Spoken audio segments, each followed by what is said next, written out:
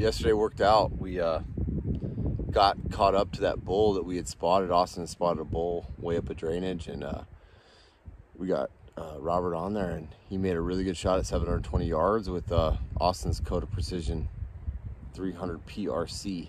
Really super good bull, especially in the unit that we're hunting right now. Really high quality bull, and we're stoked.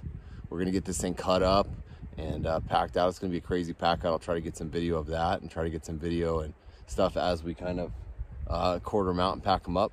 Yeah, we're gonna get cranking with the knives here. Caping an animal out, and this goes for a deer or any antlered game. Basically, what I'm doing here applies to everything that has antlers or horns if it's a sheep. All right, so I'm taking out the front shoulder.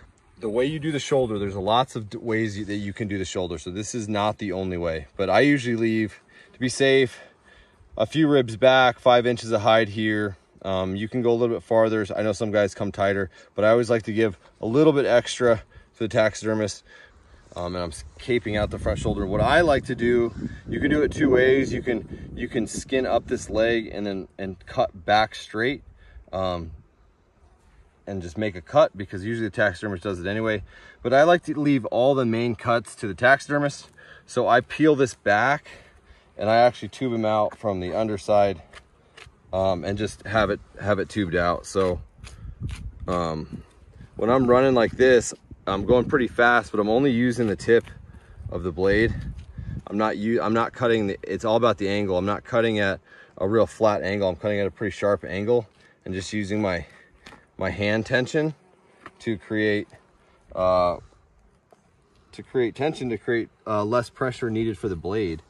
So as you can see, I'm kind of just cutting it out, and then when you get it all the way around, let's see. All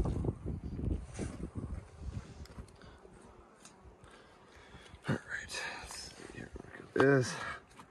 All right, so I'm just kind of working in some of the tighter little spots here. I know it's hard to see, but just relieving some of that tension to where I can get his leg.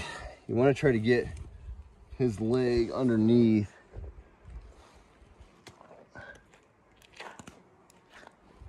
and fold it under if you can, and get it out like that.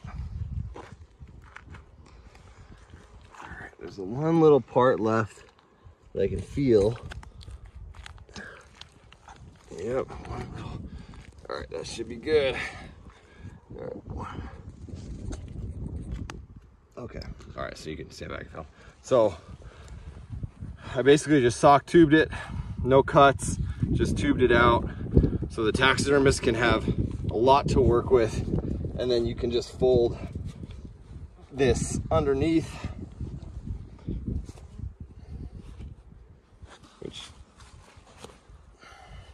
okay.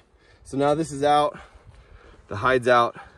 I can keep working on the hide, getting that skinned out, while Austin continues to reverse quarter the front quarter. A lot of times if you draw a nice tag or shoot a nice animal, it could be your first time caping out for a shoulder mount, because that's something you might want to do. So it's really good to know, just having your head on just the simple steps. It's very easy to do, but if you don't know how to do it, you could end up paying a lot of money for another cape from the taxidermist if you mess yours up. So I'm starting on the antlers and the cape. We're cutting it out for a shoulder mount. So he already made the shoulder mount cut, and now he's gonna get the hide off so we can get the front shoulder and the hind quarter out. Meanwhile, I'm working on the skull. So I'm gonna show you guys what I'm doing here. So on the skull, what you wanna do is you wanna make a Y cut from the back of the antlers right here and down directly down the spine like that. So I already did that. And then when you do that, then you can kind of start peeling away. And the part that you have to be really careful on is right in here along the antlers. So you can make a cut with your knife, like right here, very tight to the antlers. You don't want to get any hide. And what I do is I kind of use my finger and push the fur down so I can wedge my knife blade under there and just kind of roll it. It's a very important part. you don't want to mess this up because it's very hard to correct for the taxidermist. So from here, I'm just going to ring around the pedicle, get that all off, and then I'm going to start skinning the face back. All right, so I've got the hide pulled back from both the antlers. Okay, so we just did that, did the Y cut, and then did a little ring, being very careful up against the pedicle of the antlers, just making that first cut, and then just slowly peeling it back, little cut by little cut.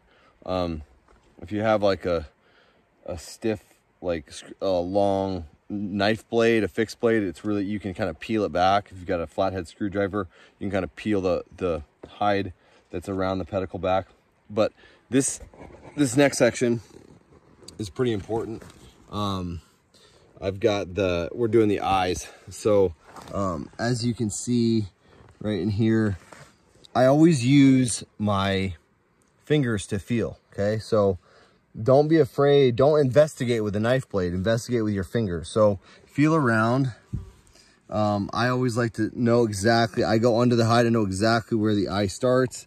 I feel it up in here. I can kind of put my fingers there, because the eyes are another thing that is very easy to screw up, very easy to chop, and very difficult for a taxidermist to fix. So it's one of the things that make good taxidermy very realistic is their eyes.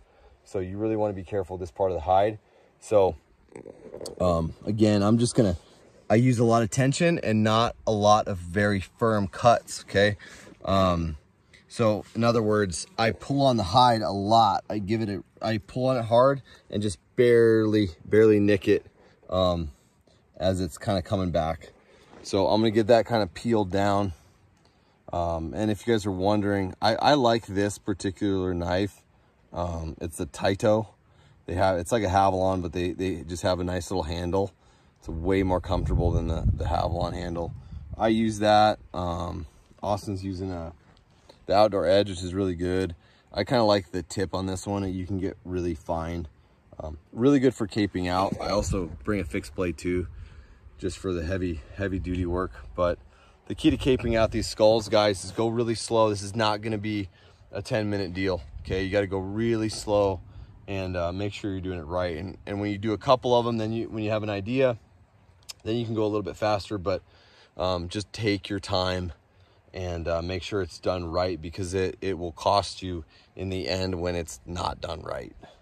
So, all right, I'm gonna keep working on this, and I'll kind of show you what I'm doing right now. All right, so I'm grabbing, this is the eye, as you can see, the eye right there. So I got some sun here, sorry guys. There we go. All right, get the eye. That feeling where his eye starts, you don't want to make a real aggressive cut there. So right here, I'm just peeling it back, and I'm trying to stick to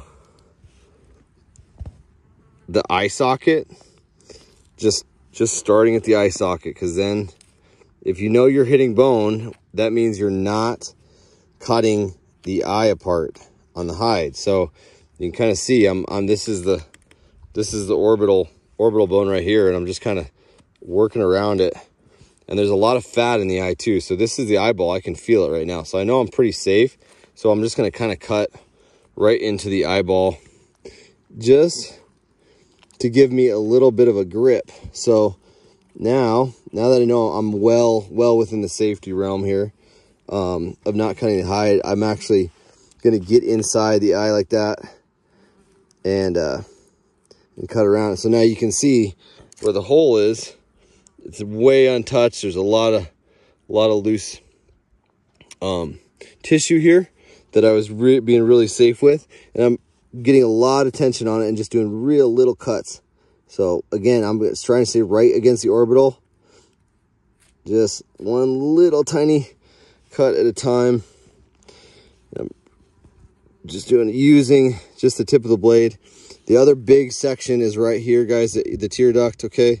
Goes way into the skull, and you gotta just be very careful to pick it out a little bit at a time. And I'm just gonna kind of release tension over here to give me a little bit more leverage So I'm going to do the same thing, a lot of tension here, and then just kind of slowly, I'm going around it, and then just using that tip of the blade to get in there and get in nice and tight to that tear duct against the skull.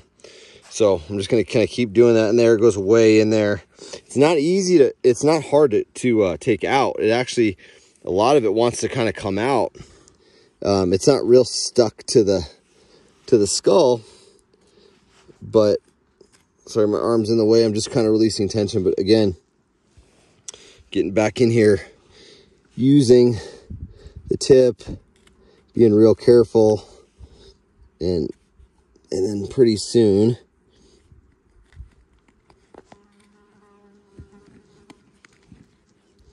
yep. All right, going down. All right. I'm gonna keep working on this, and I'll show you guys what it looks like when it's done. All right, so the key is with that tear duct is just to go really, really slow, using the tip a little bit at a time. It goes way back in there. I had to put the camera down to really position myself, but why it gives people a lot of problems is because they get past the eye and then they think they could just boom, roll and start skinning down the face like they would any other part of the animal. And that's not the case. And if you cut that tear duct out, you got problems. So I'm gonna show you what it looks like all skinned out. See right here, a big indentation inside the skull where the tear duct goes, and you got to really work. You guys could kind of see what I was doing. You got to really peel all the way back in there and peel it out before you go any further. So that's what it looks like. And now I'm just gonna, you gotta be careful with your blade itching yourself. Now I'm just gonna do the other thing on the other side, the other tear duct and the other eye, and then I'm gonna just slowly peel the face back down, and I'll show you a little trick once we get down to the mouth. Austin's doing his patented reverse quarter procedure, where he actually takes the quarter out with the hide still attached. Pretty innovative. And he's also getting the back straps ready. So that's also what you have to keep in mind when you're caping out an animal. There's definitely steps you have to take in order to do it right. And you really gotta, the cape kind of comes first before all the rest of the meat does. Or you can use the reverse quarter method like Austin does and get it out, no problem, and just keep rolling. So something to keep in mind.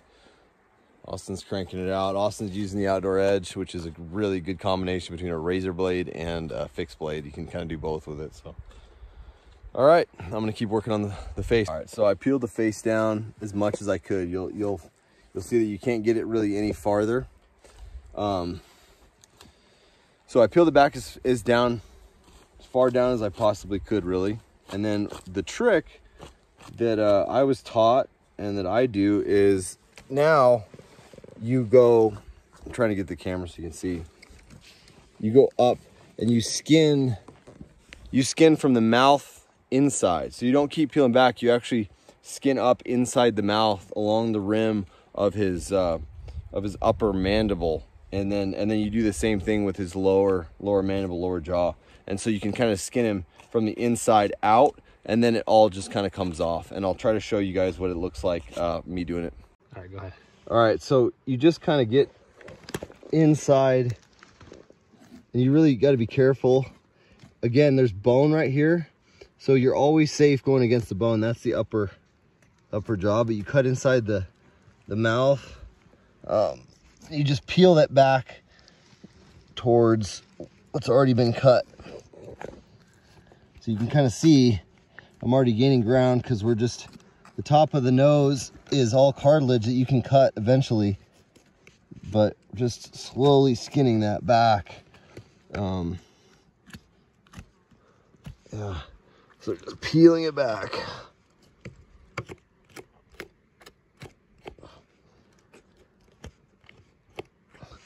Just like that. And I'm gonna do the same thing with the underside. I'm gonna peel it all the way back.